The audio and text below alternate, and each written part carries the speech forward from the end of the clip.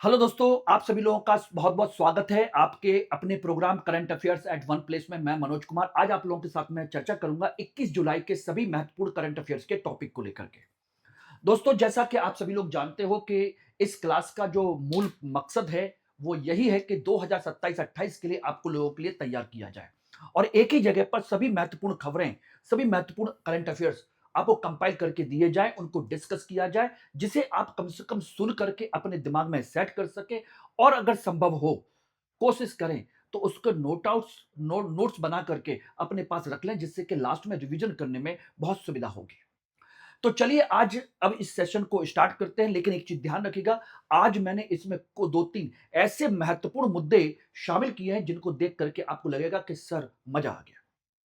तो लास्ट तक बने रहिए और जिन लोगों ने अभी तक चैनल को सब्सक्राइब नहीं किया है वो सब्सक्राइब जरूर कर लें और लाइक शेयर जरूर कर दीजिएगा और कमेंट सेक्शन में आकर के जरूर बताइएगा आज के टॉपिक आप लोगों को कैसे लगे हैं और ये क्या आपके एग्जाम के लिए इंपॉर्टेंट है या नहीं है, और हैं तो किस तरीके से है आप बताइएगा जरूर। ठीक है। और जिन लोगों ने अभी तक मेरे टेलीग्राम ग्रुप को ज्वाइन नहीं किया है फटाफट टेलीग्राम ग्रुप को ज्वाइन कर ले, जिससे कि इस क्लास की सभी पीपीटीज, सभी करंट अफेयर आपको मिल सके और मुझे इंस्टाग्राम पर फॉलो कर सकते हैं। ओके, तो चलिए आज का सेशन स्टार्ट करते हैं। सबसे पहला टॉपिक है इकोलॉजी एनवायरमेंट का। यूपीएससी के पॉइंट ऑफ व्यू से पर्यावरण और जैव विविधता से जुड़ा हुआ एक महत्वपूर्ण मुद्दा है और इसमें जो एक नई बंदर की प्रजाति की हमें जानकारी मिली है जिसका नाम है लिकबेली, या फिर जिसे हम इंग्लिश में कहते हैं कोलोबस कॉन्गेंसिस। अब ये कहां मिली है, क्या खास बात है, किस तरीके से है, तो ये देखेंगे तो DRC, Dominican Republic of Congo, यानी कि कॉन्गो देश में वहां का एक नेशनल पार्क है, लोमामी नेशनल पार्क। ये याद रखिएगा, दो चीज है। और इस बंदर की प्रजाति की थोड़ी शक्ल देख लीजिएगा, हो सकता है हम में से आप में से किसी से मिलने लगे, क्यों भाई, हो सकता है मेरी इसमें से रिफ्लेक्ट करने लगे, हो सकता है आप में से किसी की रिफ्लेक्ट करने लगे। आखिर अल्टीमेट है तो हम बंदर की प्रजाति ही ना, क्यों भाई। चलिए, हो सकता है कि कुछ सिम्टम्स मिले, खैर इट्स अ जोक। चलिए अपने टॉपिक पर आते हैं। कॉन्गो बेसिन में लिकबेली एक नामक एक बंदर की एक नई प्रजाति खोजी गई है जो पिछले 75 वर्षों में अफ्रीका में खोजी गई वे पांचवी नई प्रजाति है। बंदर की नई, टोटल मिलाकर के पांचवी नई प्रजाति है। इसकी पहली बार इसे 2008 में देखा गया था, लेकिन 2008 में देखने के बाद 2018 से लेकर के 2022 तक इस पर आनुवांशिक परीक्षण किए गए, जेनेटिक जो टेस्टिंग है वो सारी की गई, जिसके बाद इसको डिसाइड किया गया कि एक नई प्रजाति है, ये किसी से कनेक्ट नहीं है, उसका रंग रूप ऐसे ही नहीं बदल गया। पहली बार ये किसी प्राइमेट, जिससे मानव बानर जो है पान कह सकते हैं, उसका नाम डेमोक्रेटिक रिपब्लिक ऑफ कॉन्गो के नाम पर रखा गया है, कॉन्गेंसिस, ये रहा, उसके नाम पर रखा गया है। अब संरक्षण की स्थिति अभी तो देखिए डिसाइड ही किया गया है, संरक्षण की स्थिति क्या होगी। इसके छोटे भौगोलिक क्षेत्र और शिकार के कारण वैज्ञानिकों ने इसे आईयूसीएन की रेड लिस्ट में संकटपन्न, एंडेजर्ड कैटेगरी में शामिल करने का सुझाव दिया है। ओके, तो ये ध्यान रखिएगा। अब इसकी अन्य महत्वपूर्ण चीजें आप लोगों को जाननी चाहिए, इसके की पॉइंट्स हैं, इसकी जो विशेषता है। पहली बात तो ये कहां से मिला है, लोमामी नेशनल पार्क, आपके डोमिनिकन रिपब्लिक ऑफ कॉन्गो, उसके घने जंगलों तक सीमित है, बहुत अंदर के हिस्सों में रहता है ये, और अपने अनोखे रंग और तेज आवाज के लिए पहचाना जाता है। अनोखे रंग क्यों, काले बालों के बीच में पिंक कलर का गुलाबी और नारंगी रंग का चेहरा होता है, जो मैंने आपको बताया, ये एक विशेषता है इसकी। ठीक है। और दूसरी बात, यह 1200 किलोमीटर दूर पाए जाने वाले ब्लैक कोलोबस का करीबी रिश्तेदार है, डीएनए के हिसाब से 1200 किलोमीटर दूर एक ब्लैक कोलोबस ये रिश्तेदार होता है, उससे इसका संबंध बताया गया है कि भाई उससे थोड़ा सा मिलता जुलता, इसके डीएनए थोड़े से ज्यादा मिलते होते हैं 1200 किलोमीटर दूर। इसका प्राकृतिक आवास लोमामी नदी और अपर कांगो नदी के बीच तक सीमित है, और लोमामी नेशनल पार्क की स्थापना 2016 में की गई थी, और इस प्रजाति के इस पार्क को घोषणा करने के बाद से ही 2016 में इस प्रजाति का अचानक शिकारियों और अन्य चीजों से सुरक्षा इसको मिल गई है, तो उसने इसको बचा लिया, तब जाकर के पता चला, वरना कोई भी मार करके इधर उधर लेके चला जाता। ओके, अब दूसरा इकोलॉजी एनवायरनमेंट का एक और मुद्दा है आपके जैव विविधता को लेकर के। ध्यान रखिएगा, आज आप लोगों को कुछ ऐसे इंपॉर्टेंट टॉपिक डिस्कस करने वाला हूं जिसको आप लोगों को बहुत जरूरी है आपको सुनना। तो लास्ट तक बने रहिएगा प्रॉपर तरीके से। आक्रामक पौधे और तितलियां, जनरली हम ये मान के चलते हैं कि जो विदेशी प्रजातियां आक्रामक प्रजातियां होती है, हमारे देश की जो प्राकृतिक विविधता होती है और वन्यजीव होते हैं उनको कहा जाए कि हार्मफुल तरीके से इफेक्ट करते हैं। लेकिन यहां पर कहानी दूसरी है। असम के Raimona national park, Raimona national park, important ये ध्यान रखिएगा, रायमोना नेशनल पार्क कहां है। उसके एक शोध में पता चला है कि आक्रामक विदेशी पौधे तितलियों के लिए एक महत्वपूर्ण भोजन के रूप में पाए गए हैं। यस, उनके फूड के लिए। अब ऐसा क्यों हुआ है? ये पारिस्थितिक विरोधाभास है, जनरली ऐसा होता नहीं है। लैंटाना कैमेरा, इंपॉर्टेंट, एक विदेशी पौधा है जो अब तितलियों का जीवन बचा रहे हैं। कारण, कठिन मौसम में जब देसी फल फूल सूख जाते हैं तो तब ये पौधे साल भर अपना मकरंद उनको उपलब्ध कराते हैं, नेक्टार उनको उपलब्ध कराते हैं। शोधकर्ता इन पौधों को अब पूरी तरह नष्ट करने के बजाय नियंत्रित रूप से बनाए रखने के पक्षधर हैं कि भाई इनको नियंत्रित रूप से बनाए रखिए, बाकी हटा दीजिए, लेकिन पूरी तरह खत्म मत कीजिए। ये एक इंपॉर्टेंट है। और ये रहा आपका लैंटाना कैमेरा। रंग बिरंगे फूल हैं और रंग बिरंगे फूल तितलियों को बड़ा आकर्षित करते हैं। यस, ये एक तरीके से कहते हैं ना कि प्रकृति अपने आप को ढाल रही है, तो तितलियों ने विदेशी पौधों को अपने दूसरे घर के रूप में अपना लिया है।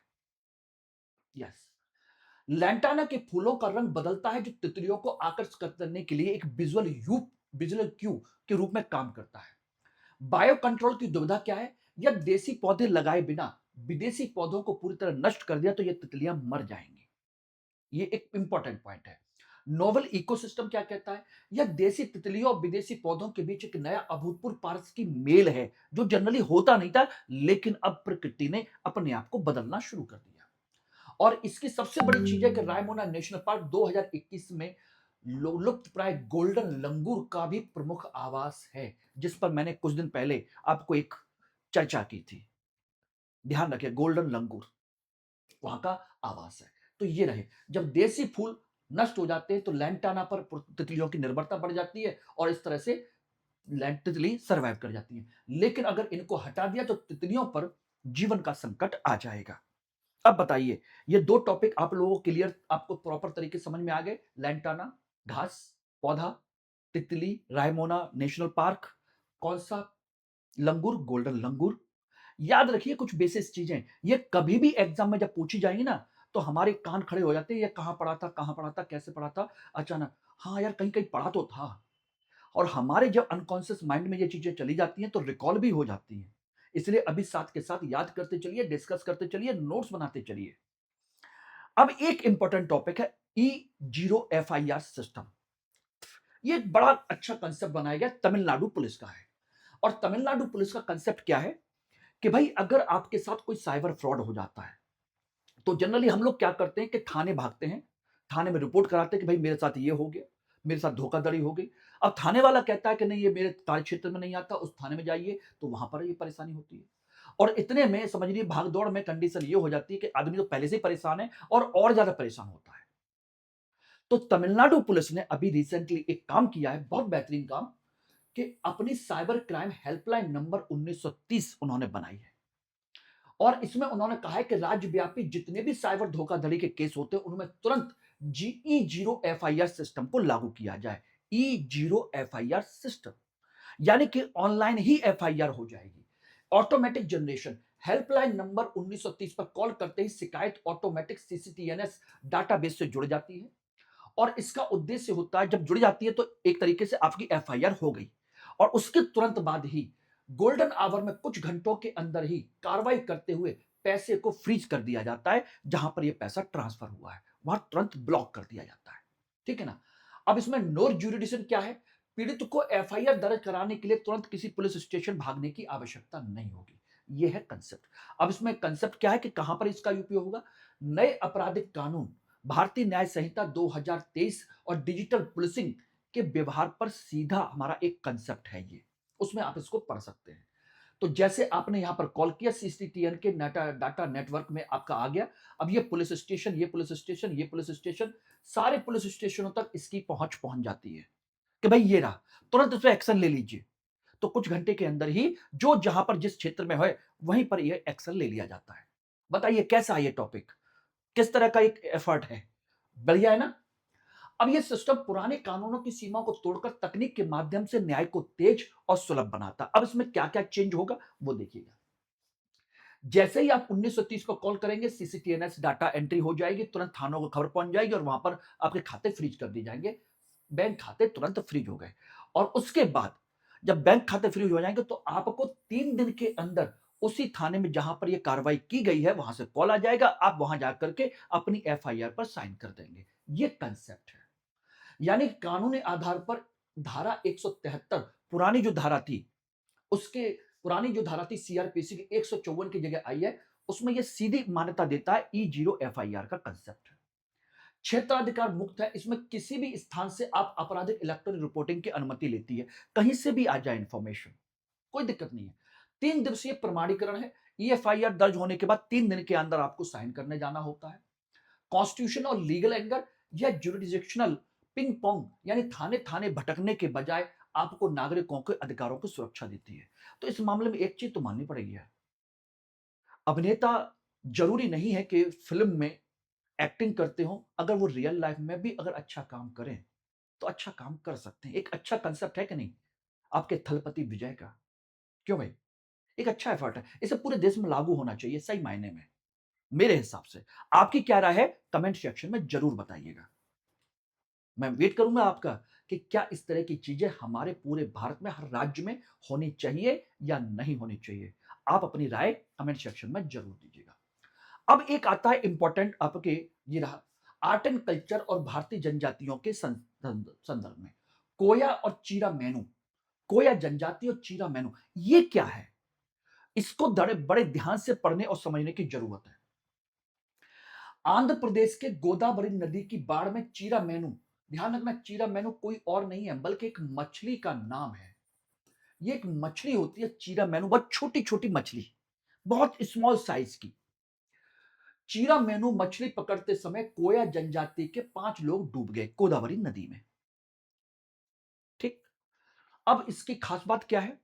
खास बात यह है कि कोया मुख्य रूप से आंध्र प्रदेश, तेलंगाना, उड़ीसा और छत्तीसगढ़ गोदावरी और सबरी नदी बेसिन में फैले हुए लोग, जनजाति लोग हैं।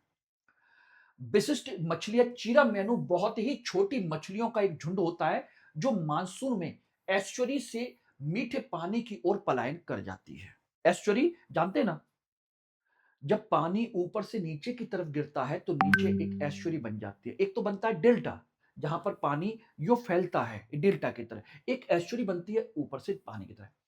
तो जब एस्चुरी से मीठे पानी की तरफ वो शिफ्ट करती है, ये मछली पलायन करती है और वहीं पर इसको पकड़ा जाता है। तो आकार में बहुत छोटी होने के कारण इन्हें जाल से के बजाय पारंपरिक साड़ी के उपयोग करके पकड़ा जाता है, जैसे ये महिलाएं पकड़ रही हैं साड़ी में उसको पकड़ करके। ये एक कंसेप्ट है। अब यहां पर आपके लिए क्वेश्चन ये है कि गोदावरी नदी का उद्गम स्थल कहां से है और कितने राज्यों से गुजरती है और कहां पर जाकर के उसका समुद्र में मिलन होता है, ये आप होमवर्क करके मुझे बताएंगे। हो सकता है मैं अगले एमसीक्यू की सीरीज में आप लोगों को इसी पर क्वेश्चन भी दे दूं, ये ध्यान रखिएगा। ओके, चलिए। अब इसमें खास बात क्या है, अब कोया समाज के बारे में थोड़ा जान लेते हैं। कोया समाज जो खुद को कोयतुर कहता है, हो सकता है ये भी आपसे पूछा जाए कि एक समग्र सामाजिक संरचना, अनूठी परंपरा है। पहली बात तो यह है कि ये गोंडों की तरह इनका समाज 5 गोत्रों में विभाजित है। जैसे गौंड के 5 गोत्र हैं उसी तरह से इनके भी 5 गोत्र हैं, जिन्हें गट्टा कहते हैं। दूसरा, विवाह और त्योहारों पर ये पेरमा कोख अता नाम का एक डांस करते हैं, जिसे बाइसन के सींग, एक विशेष प्रकार का जानवर होता है भैंस की तरह, उसके सींगों को पहन करके ये डांस करते हैं। ये रहा भैंस के सींगों जैसा पेरमाकोक अता डांस है।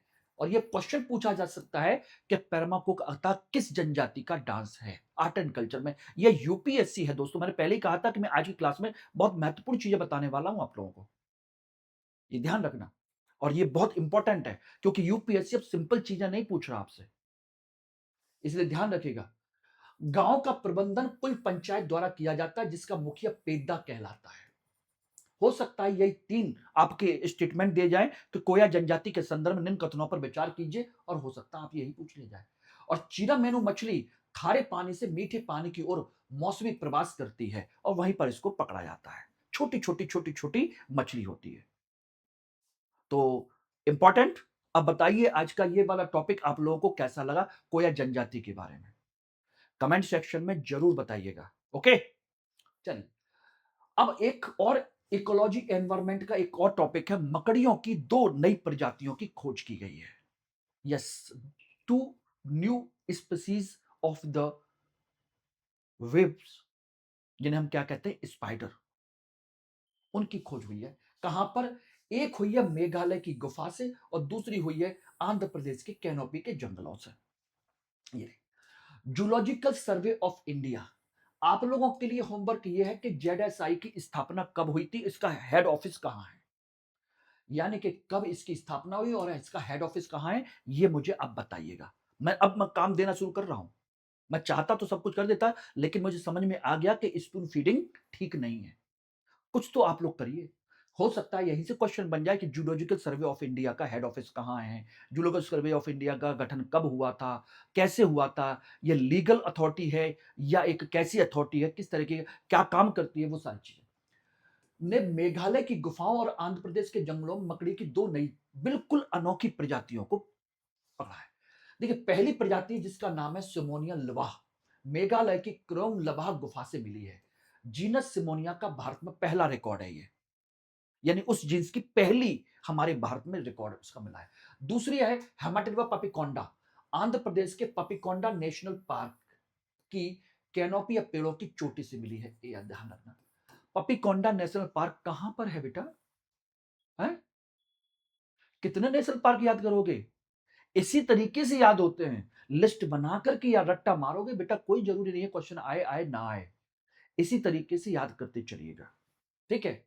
और यह खोज माइक्रो हैबिटेट जैसे अंधेरी गुफाओं, घने पेड़ों के पास के महत्व को दर्शाती है कि वहां पर भी ये चीजें हो सकती हैं। तो ये जैव विविधता, हॉटस्पॉट और नई प्रजातियों के पर्यावास से संबंधित किसी भी स्तर पर क्वेश्चन आपसे पूछा जा सकता है, किसी भी स्तर पर। ओके, तो ये बात को ध्यान रखिएगा। अब बात आती है इसके शिकार की अनोखी तकनीक। देखिएगा, जो सिमोनिया लवा है वो अंधेरी गुफा में रहती है और ये जाल बनाती है, और जाल बनाने के साथ अपना जो जाल का कंसेप्ट है वो गुलेल की तरह फेंकती है। मेरा सिमोनिया एक वेव बनाती है, एक वेव बनाती है और गुलेल की तरह वेव को छोड़ करके हवा में कीड़े पकड़ती है। सीधा यूं छोड़ा और जाल हवा में ही बना करके पकड़ लेती है। जनरली हम मकड़ी को हम देखते हैं क्या करते हैं, मकड़ी यहां लटकी होती है और नीचे की लटकते लटकते जाल बनाने की कोशिश करती है। पहले आगे आगे मकड़ी चलती है, पीछे पीछे जाल बनाती हुई जाती है, उल्टी चलती हुई। लेकिन ये क्या करती है, छोड़ती है, जो कि आपने स्पाइडरमैन मूवी में देखा था। यहां से बटन दबाइए, उंगली दबाइए, नस को दबाइए और सीधा जाल निकलता है। ये वही है, कैटापुल्टा तकनीक्स पे बेस्ड। यस, और हो सकता है इसी मकड़ी ने काटा हो हमारे स्पाइडरमैन को, स्पाइडरमैन को बनाया हो। क्यों भाई, हो सकता है कि नहीं हो सकता? क्या यही वाली तो नहीं थी जो फेंक करके जाल बनाती है? यस, हो सकता है। यह ट्रायंगुलर फ्लिक या गुफाओं के अंधेरे में पनपती है लेकिन बाहर भी जीवित रह सकती है। और दूसरी जो हेमाटिल्वा है वो बिल्कुल जाल नहीं बनाती। ये वाली जो पपिकोंडा वाली जो है हेमाटिल्वा पपिकोंडा, ये पेड़ों की चोटी पर रहती है लेकिन बिना जाल के रहती है। आंखों का 8 आंखों का षटकोण होता है, सोचिएगा 8 आंखें होती हैं इसकी। Meghalaya Indo Burma biodiversity hotspot का एक हिस्सा है जहां पर ये पाई जाती हैं सारी के सारी, खासकर ये मेघालय वाली। तो ये इंपॉर्टेंट चीज मैंने आपको बता दी, ध्यान रखिएगा। स्पाइडरमैन वाली मकड़ी मिल गई ना? क्यों भाई, मिल गई कि नहीं? यस। चलिए आगे देखते हैं हम लोग। अगला एक इंपॉर्टेंट टॉपिक और है, निवेश अनुकूलता सूचकांक 2026, इन्वेस्टमेंट फ्रेंडलीनेस इंडेक्स, यानी इन्वेस्टमेंट के लिए मित्रता का, अनुकूलता का सूचकांक। अब ये किसने बनाया है? ध्यान रखिएगा, ये नीति आयोग ने बनाया है, पहली बात। उसका पहला निवेश अनुकूलता सूचकांक 2026 है। इस फर्स्ट पहली बार जारी किया गया और इसमें बताया गया है कि निवेश के मामले में, निवेश की अनुकूलता के मामले में गुजरात प्रथम स्थान पर है। ये रहा number 1 Gujarat, number 2 Maharashtra, number 3 Tamil Nadu. ठीक है ना। और आपके पहाड़ी राज्यों में उत्तराखंड नंबर 1 है। गुजरात, महाराष्ट्र, तमिलनाडु ये बड़े राज्य हैं जहां पर सबसे ज्यादा निवेश के अनुकूल माहौल है according to investment friendliness index 2026 of NITI Aayog. अब इसका कंसेप्ट क्या है? इसमें कंसेप्ट यह है कि राज्यों की लाल फीताशाही को कम करने और प्राइवेट कैपिटल को आकर्षित करने के लिए, यानी कि प्राइवेट प्लेयर्स के इन्वेस्टमेंट को बढ़ावा देने के मामले में और सरकारी जो हस्तक्षेप होता है, लाल फीताशाही, रेड टेपिज्म होता है, उसको रोकने के लिए। बड़े राज्यों में गुजरात, महाराष्ट्र, तमिलनाडु शीर्ष पर है, पहाड़ी राज्यों में उत्तराखंड है। इसमें सरकारी डाटा के साथ साथ सभी 36 राज्यों के 1850 निवेशकों के, 1850 से ज्यादा के निवेशकों का फीडबैक इसमें शामिल किया गया। उनसे भी पूछा गया कि भाई आपकी क्या राय है, कहां पर क्या बेटर है। तो उनसे जो फीडबैक लिया गया, राज्यों का डाटा लिया गया, उसके बाद ये लिस्ट निकाली गई है। तो इकोनॉमी के पॉइंट ऑफ व्यू से प्रतिस्पर्धी संघवाद का एक बढ़ावा देने का एक अच्छा मौका है इकोनॉमी के पॉइंट ऑफ व्यू से। अब ये इंडेक्स में क्या क्या चीजें हैं देखिए। टोटल मिलाकर के इंडेक्स में 8 स्तंभ होते हैं। 8 पिलर्स हैं, 8 इंडेक्सेस हैं, जिनमें सबसे ज्यादा हिस्सा है इंफ्रास्ट्रक्चर का 25%, दूसरा है बिजनेस क्लाइमेट का, व्यापार के लिए अच्छे वातावरण का 20%, बाकी 6 अन्य तत्व भी हैं लेकिन वो छोटे छोटे हैं। ये रहे इस तरीके से, वो 6 अन्य हैं। तो टोटल मिलाकर के ये 2 सबसे बड़े हैं। इनमें सार्वजनिक खर्च के साथ साथ प्राइवेट कॉर्पोरेट निवेश विकसित भारत 2047 के लिए अनिवार्य है। देखिए, इसमें कोई शक नहीं कि सरकारी खर्च तो राज्यों के विकास के लिए, निवेश के लिए जरूरी है ही है, लेकिन अगर 2047 तक भारत को विकसित करना है तो हमें प्राइवेट निवेश तो चाहिए ही होगा। अब इसमें यूपी बिहार मत सोचना। सिंगल विंडो गुजरात क्यों हो गया? क्योंकि वहां सिंगल विंडो क्लियरेंस सिस्टम है, प्लग एंड प्ले हब है। आइए और अपना विकसित कीजिए, गिफ्ट सिटी का जैसे अवधारणा है। सस्ती औद्योगिक बिजली के कारण प्रथम स्थान पर है। निवेश का बहुत अच्छा माहौल है। इकोनॉमिक, यह नीति आयोग के सहकारी और प्रतिस्पर्धी संघवाद को एक बढ़ावा देने की नीति है। ये इससे कंपटीशन भी बढ़ेगा और फेडरलिज्म भी होगा, संघवाद भी होगा, दोनों चीजें हैं इसमें। अब आप समझ रहे होंगे कि आखिर वहां पर क्या हो रहा है, क्या नहीं हो रहा। अब इसमें एक इंपॉर्टेंट टॉपिक और भी है, राष्ट्रीय अल्पसंख्यक आयोग, नेशनल कमीशन फॉर माइनॉरिटी, जिसके लिए मैंने कहा था कि एक इंपॉर्टेंट टॉपिक मैं आपके साथ डिस्कस करूंगा। देखिए, श्री हरजीत सिंह ग्रेवाल को अभी राष्ट्रीय अल्पसंख्यक आयोग का नया अध्यक्ष नियुक्त किया गया, इसीलिए चर्चा में आया। अब बताती है कि क्या कंडीशन है इसकी। देखिए, सबसे पहली बात, ये एक कॉन्स्टिट्यूशनल बॉडी नहीं है, जबकि संविधान में, ध्यान रखना, ओबीसी है, एससी है, एसटी है, लेकिन माइनॉरिटी नहीं है संविधान में। ध्यान रखना, शुरुआत में ये एक गैर सांविधिक निकाय था, खाली ऐसे ही था आपका नॉर्मली, लेकिन 1992 में इसे एक सांविधिक यानी कि वैधानिक दर्जा दिया गया। सांविधिक मतलब वैधानिक दर्जा, स्टैट्यूटरी बॉडी का दर्जा दिया गया। तो सांविधिक संगठन है, ये आयोग है, ठीक है ना। अब खास बात क्या है, केंद्र सरकार ने राष्ट्रीय स्तर पर 6 समुदायों, मुस्लिम, सिख, ईसाई, बौद्ध, पारसी और जैन को अल्पसंख्यक घोषित किया हुआ है। केंद्र स्तर पर, राज्यों ने, अलग अलग राज्यों में अलग अलग अल्पसंख्यक हो सकते हैं। जैन समुदाय को सबसे अंत में जनवरी 2014 में इसको अल्पसंख्यक घोषित किया गया, कुल मिलाकर के, ठीक है ना। तो ये आपके पॉलिटी से जुड़ा हुआ एक आपका टॉपिक है। अब इंपॉर्टेंट क्या है? इंपॉर्टेंट यह है कि इसमें एक अध्यक्ष होता है, एक उपाध्यक्ष होता है, टोटल मिलाकर के 5 सदस्य होते हैं, कुल हो गए 7 सदस्य, और सातों के सातों आपके माइनॉरिटी से होंगे। इसमें कोई भी बहुसंख्यक नहीं होगा। ये रहा, बात समझ गए नहीं? तो एक अध्यक्ष, एक उपाध्यक्ष, 5 सदस्य होते हैं और सातों के सातों अल्पसंख्यक समुदाय से होते हैं। दूसरी बात, इनका कार्यकाल 30 साल के लिए होता है। इनके क्या होता है कि अगर कोई इनके मैटर से रिलेटेड कोई भी चीज होती है तो उस मैटर का दस्तावेज मंगा सकते हैं, उस व्यक्ति को या उस संस्था को सम्मन भेज सकते हैं और उसको दीवानी अदालत की शक्तियां भी प्राप्त हैं, यानी कि कोर्ट के तौर पर सिविल कोर्ट की तरह इसका इस्तेमाल भी किया जा सकता है, उसका सिविल मैटर की तरह इसको हैंडल भी कर सकते हैं, ये ध्यान रखना। और भारतीय संविधान के अनुच्छेद 29-30 में अल्पसंख्यकों को कई सारे अधिकार की बात की गई है, लेकिन ध्यान रखिएगा भारतीय संविधान में कहीं पर भी अल्पसंख्यक शब्द की परिभाषा नहीं दी गई है। बस इतना ही कहा गया है, भाषाई और धार्मिक आधार पर अल्पसंख्यक, जिनकी कोई विशिष्ट भाषा, लिपि या धर्म का कंसेप्ट है, उसको अक्षुण्ण बनाए रखने का अधिकार है। ऐसे ही कहा गया ना, क्यों भाई? यही है, तो इस बात को ध्यान रखिएगा। तो SC ST जो है ये आपके कैसे हैं? संवैधानिक हैं और ये सांविधिक है, ध्यान रखना। और एक लास्ट सबसे इंपॉर्टेंट शब्द लोग, म्यूजियम ऑफ वर्ड। अब कहोगे शब्दों का भी कोई म्यूजियम होता है? यस ऑफ कोर्स, पहली बार बनाया गया।